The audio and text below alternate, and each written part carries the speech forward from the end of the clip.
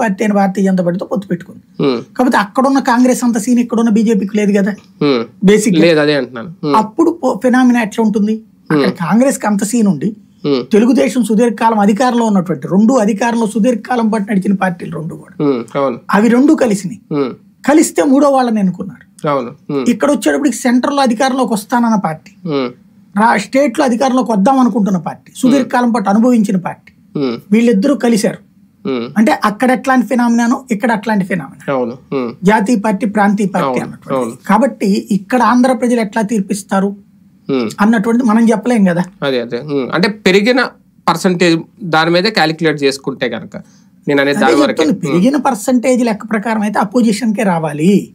కానీ 18లో మన తెలుగు రాష్ట్రంలో ఇట్లా జరిగింది, తర్వాత బెంగాల్లో అట్లా జరిగింది, అట్లాగే మొన్న తమిళనాడులో పర్సంటేజ్ పెరిగింది, స్టాలిన్ కంటిన్యూ అయ్యాడు కదా, స్టాలిన్ వాళ్ళకి ఎక్కువ సీట్లు వచ్చినాయి కదా. కాబట్టి ఒక్కొక్క చోట ఒక్కొక్కటి ఉంది ఫినామినా. బట్ ఆంధ్రప్రదేశ్ లో అయితే మొట్టమొదటిసారి ఫార్ములా పెరిగిన వాళ్ళకి వస్తుందా రాదా అన్నటువంటి, పెరిగితే ప్రతిపక్షం అన్నటువంటి ఆంధ్రప్రదేశ్ పరంగా చూస్తే. అయితే తెలంగాణ ఉమ్మడి రాష్ట్రంలో విడిపోయింది ఈ మధ్యనే కదా, ఈ 10 ఏళ్లలోనే కదా. ఈ 10 ఏళ్లలో అనుభవం మనకి 3 రెండు చోట్ల 2 సార్లు తెలంగాణ, 2 సార్లు ఆంధ్ర, ఒకసారి మనం చూసింది రిజల్ట్. అంటే 3 కాన్సెప్ట్ ఎట్లా ఉంది. కానీ ఈ 10 ఏళ్లలో కూడా 2 సార్లు ఇద్దరికి అవకాశం ఇచ్చారు ప్రజలు. ఒకసారి బాబు గారికి ఇస్తే, ఒకసారి జగన్ గారికి ఇస్తే.